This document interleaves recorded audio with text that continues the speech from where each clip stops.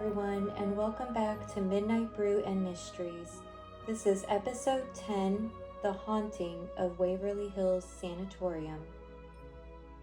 Welcome back to Midnight Brew and Mysteries, the podcast where we explore the world's most chilling mysteries, haunted locations, and unexplained phenomena. Tonight, we're traveling to Louisville, Kentucky, to investigate what many paranormal researchers call one of the most haunted buildings in America, the infamous Waverly Hills Sanatorium. A towering Gothic structure sits atop a lonely hill overlooking Louisville. By day, it's an abandoned reminder of one of the deadliest diseases in human history. But by night, visitors claim they hear footsteps echoing through empty hallways. Shadow figures move in the darkness. Disembodied voices whisper from vacant rooms, and some say the spirits of former patients never left.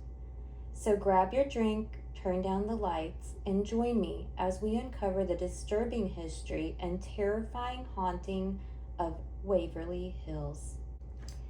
I'm so glad that you guys are joining me for today's podcast, and we're traveling back to Louisville, Kentucky, my old hometown, and we are going to a place that I actually went to. I actually did go to Waverly Hills Sanatorium, though I gotta say I wasn't exactly supposed to be there. It was more like we were kind of trespassing, but either way, I did see it in person, and I have to tell you guys, it's probably one of the scariest, most eerie looking buildings I've ever seen in my life.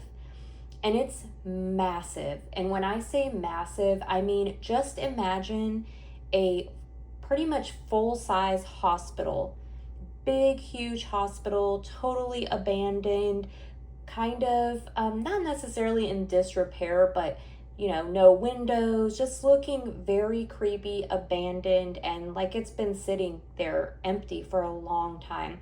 And it's so massive. And I happened to see it in the dark, and I'll actually tell you guys the story towards the end about how we actually went and saw Waverly Hills Sanatorium.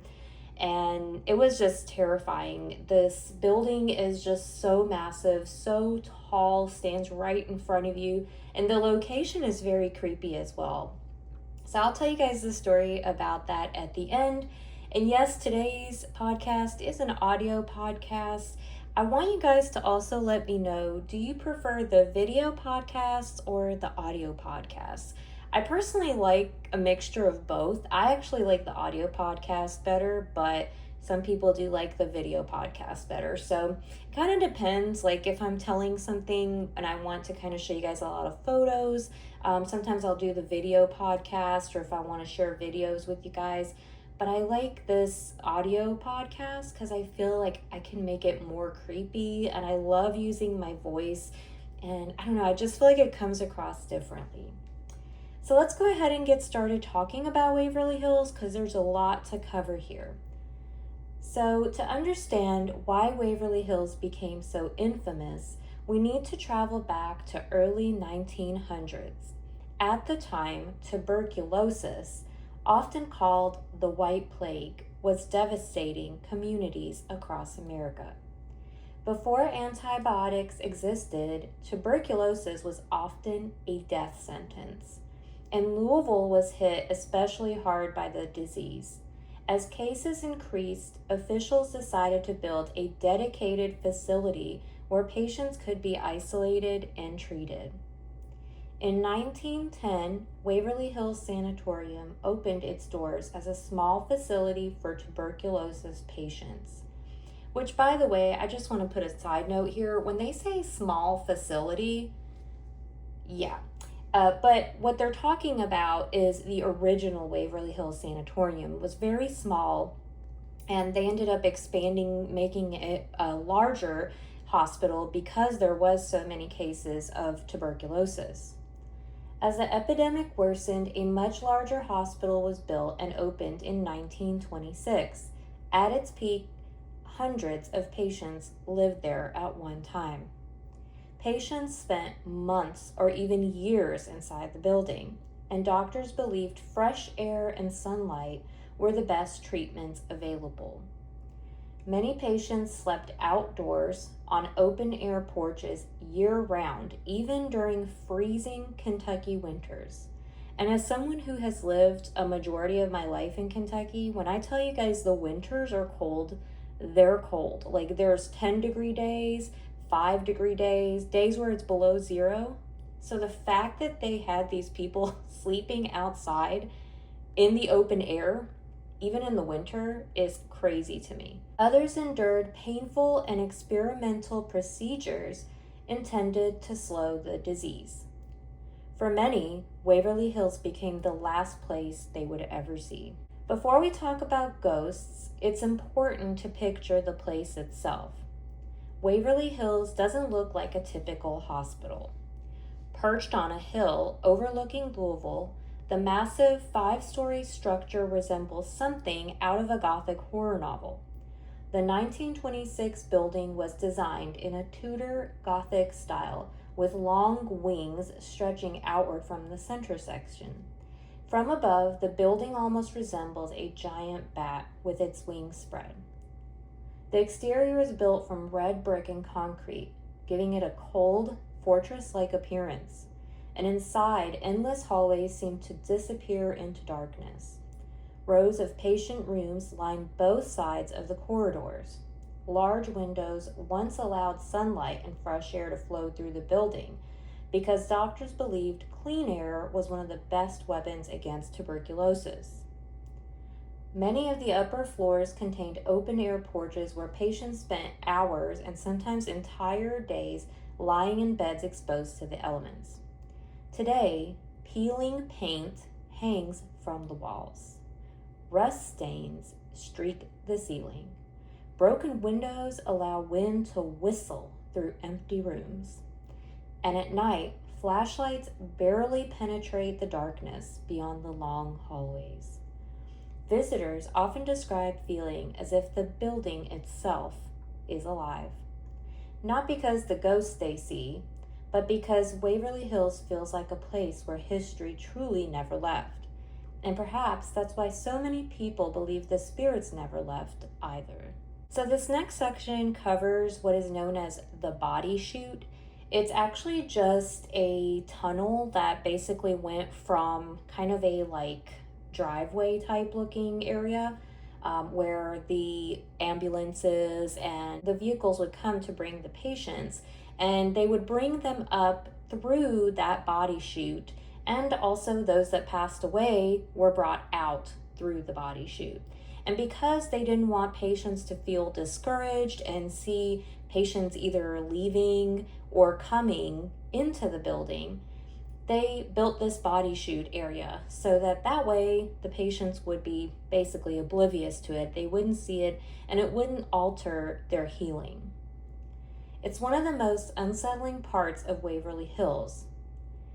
The tunnel stretches down the hillside from the hospital. According to historical accounts, it was used to discreetly transport deceased patients away from the facility so surviving patients wouldn't constantly witness bodies being removed. Imagine being a patient there. Every cough could mean your condition was worsening, and every day you watched people disappear. And somewhere beneath your feet, the dead were being transported down a dark tunnel into the night. Today, paranormal investigators consider the body chute one of the most active locations in the entire building. Visitors report hearing voices, footsteps, cries, and feeling unseen hands touch them. Some claim to see apparitions moving through the darkness. So I never did see the body chute when I went because it basically closed off unless you're doing one of the tours. I think then they probably open it up and bring you in and through there.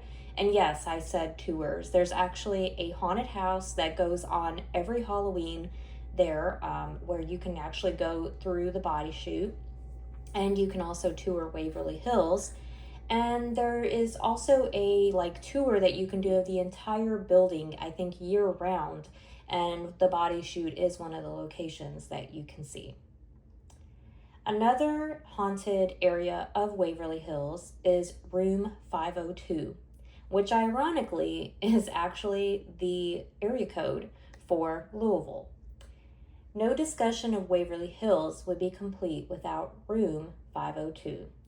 According to local legend, a nurse working at the hospital took her own life there during the early years of the facility. While some details remained debated, the story has become one of Waverly's most enduring ghost legends. Visitors frequently report seeing a woman dressed in white standing near the room. Others claim to smell perfume when no one is nearby. Some investigators report feelings of overwhelming sadness and despair when entering the area. Whether these experiences are paranormal or psychological remains unknown, but room 502 continues to be one of the most feared locations inside the building. And this is also another thing that they usually do during the haunted houses, as well as when you do the tour of Waverly Hills. Over the years, several spirits have become famous among paranormal investigators, one being the nurse, which resides in room 502, a woman dressed in white and commonly seen wearing a nurse outfit. Timmy is also the most famous child spirit at Waverly Hills. Visitors bring toy balls into the building and claim the ball rocks back towards them after being pushed away. Some investigators believe a young boy named Timmy is responsible, and reports describe laughter, footsteps, and mindful interactions. And I actually have heard of Timmy as well. Pretty much anybody that has lived in Louisville, Kentucky knows about Waverly Hills, has either seen it or been to it or visited it, and knows about Timmy. And I actually knew people that would go to Waverly Hills to do the tour or to do the haunted house. And people do bring either like a red ball or some other kind of ball. And a lot of people have taken photos and are able to actually show the ball like rocking or being moved by Timmy. So Timmy's very innocent. He's just like a little boy, but apparently he passed away there at the hospital from the tuberculosis, and he seems to reside there all the time, which is really sad. Dark human-shaped figures are also frequently reported throughout the building, and witnesses claim they move quickly across hallways before disappearing into walls. Many visitors also report seeing apparitions wearing old hospital gowns. Some appear only for seconds before vanishing.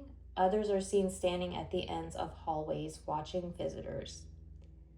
The man in white is also a famous apparition, and there's several reports describe a man wearing a white coat walking through the cafeteria and kitchen areas before suddenly disappearing. Maybe a doctor, perhaps? One of the most unsettling first-hand accounts comes from a paranormal enthusiast who spent an overnight investigation inside Waverly Hills, which, by the way, I believe there's also a way that you can stay the night now at Waverly Hills.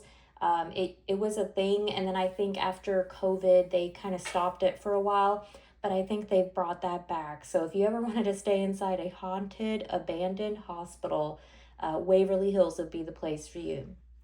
According to the witness, the group had been exploring the building for several hours when they entered one of the upper floors. While standing quietly, they heard footsteps moving down the hallway. The strange part, the footsteps sounded deliberate, as if someone was walking toward them, but when flashlights illuminated the corridor, nobody was there. Later that night, while investigating near the infamous death tunnel, also known as the body chute, the witness felt something brush against their arm. At first, they assumed it was another member of the group, and when they turned around, they found themselves completely alone, the nearest person being several feet away. The witness described a sudden feeling of dread, followed by an overwhelming urge to leave the area immediately. They later learned that many visitors report similar sensations in the tunnel. Another frequently cited account comes from volunteers who helped restore the building after it was purchased in 2001. Several volunteers reported hearing heavy doors slam when there was no wind. Others claimed to see a man dressed entirely in white walking through the hallways before disappearing around a corner. When they followed him, no one was there. These reports become so common that they helped cement the legend of the Man in White, one of Waverly Hills' most famous spirits. Whether these experiences were paranormal encounters, tricks of the mind, or the result of being inside a building filled with tragedy, no one knows for certain. But imagine standing alone in a tuberculosis hospital at 3 a.m. The wind is rattling broken windows. Your flashlight flickers against the wall. You hear footsteps behind you. You turn around, and the hallway is empty. That's the feeling many visitors says stays with them long after they leave Waverly Hills. Not everyone believes Waverly Hills is haunted, though. Skeptics point out that the building is old, deteriorating, and emotionally charged. Drafts can create cold spots, and settling structures can produce strange noises. The power of suggestion can influence what visitors think they see. But believers argue that the sheer number of reports collected over decades cannot simply be ignored. Thousands of visitors, investigators, and tour guides have described remarkably similar experiences. Shadow figures, voices, apparitions, and feelings of being watched. The debate continues to this day. So, with that, I wanted to share with you guys my story about going to see Waverly Hills. So, I want to say I was probably in high school, probably a junior or senior. I'm not sure. I want to say I was probably a senior in high school. And I graduated in 2004. So the building had already been basically bought by these people that were restoring it. They were planning on turning it into a haunted house. But a lot of the time, it still was sitting abandoned. They weren't there like all the time. And people did sneak up to Waverly Hills pretty often. And especially before the people bought Waverly Hills, people would sneak up there all the time. And some people would vandalize things, and unfortunately, there's people that do that. But a lot of people just out of curiosity wanted to go up there and see it for themselves and see how massive it was, explore in it. So there's probably many, many videos out there with people exploring in Waverly Hills before this time. But we happened to go, it was already bought by the people, but we just were going up there out of curiosity to basically see what it looked like. So Waverly Hills sat about 30 minutes from where I lived in my town.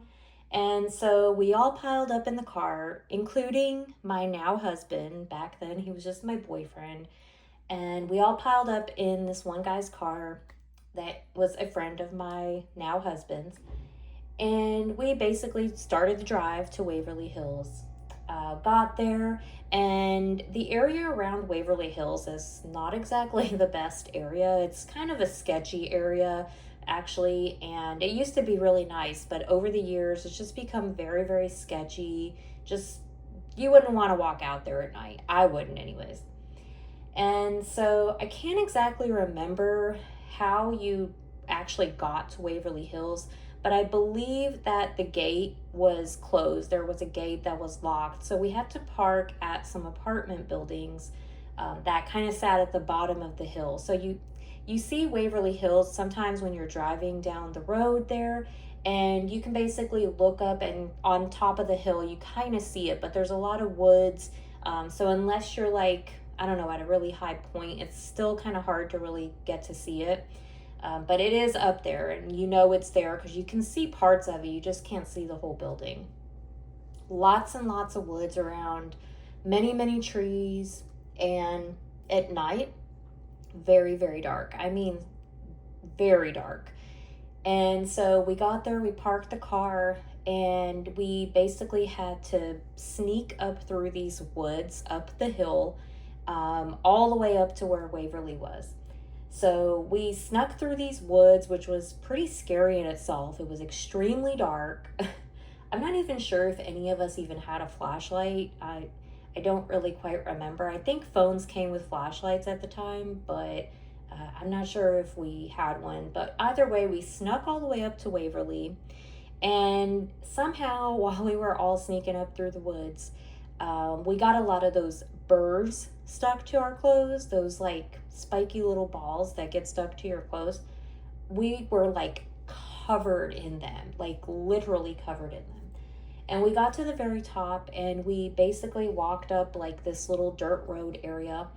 And we literally walked all the way over to Waverly.